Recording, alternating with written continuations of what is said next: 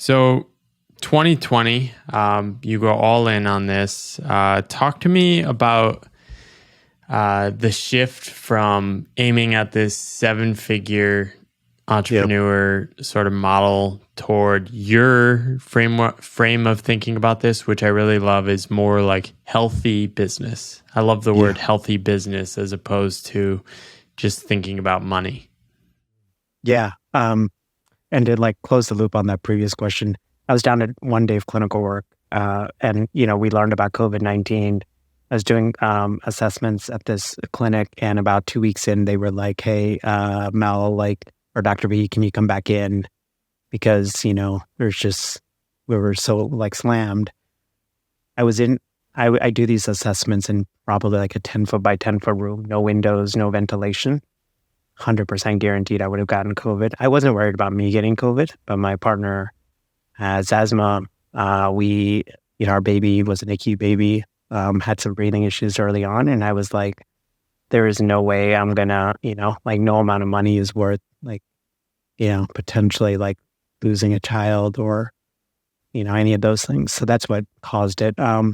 What shifted for me? So it is like, I think the transformation started happening in 2018 when our baby was born. So we actually weren't sure we could have our own kids. We struggled with almost 2 years with infertility.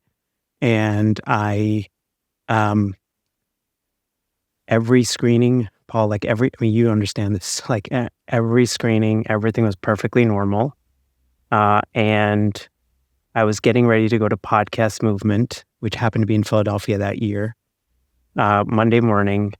And it's like 5 a.m. I'm brushing my teeth, my wife screams, come out, and there's like water all over the carpet. And I was like, what in the world is going on?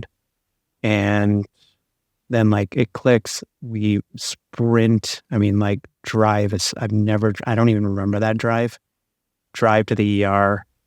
And it's like 32 and a half, or they said, I think 32 a week, something around there.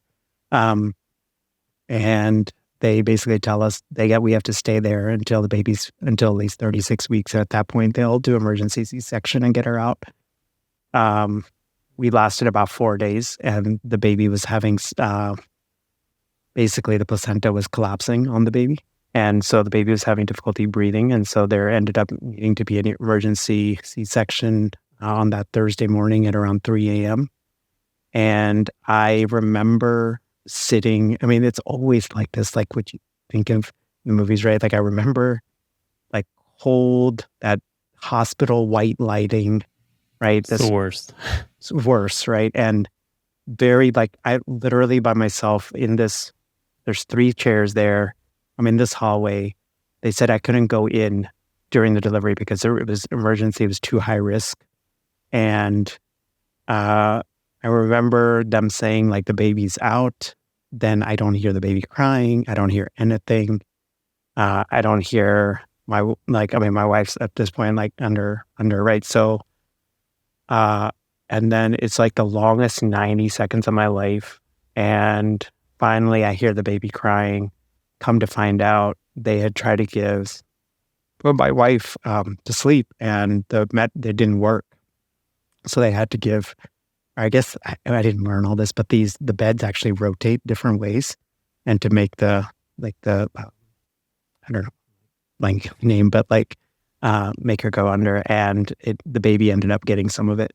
And so that was what the delay was. And I shared that because, at that point, 7.5 weeks early, 3 pounds, 12 ounces, barely the size of a football. I have some early pictures. It's she was literally, that big.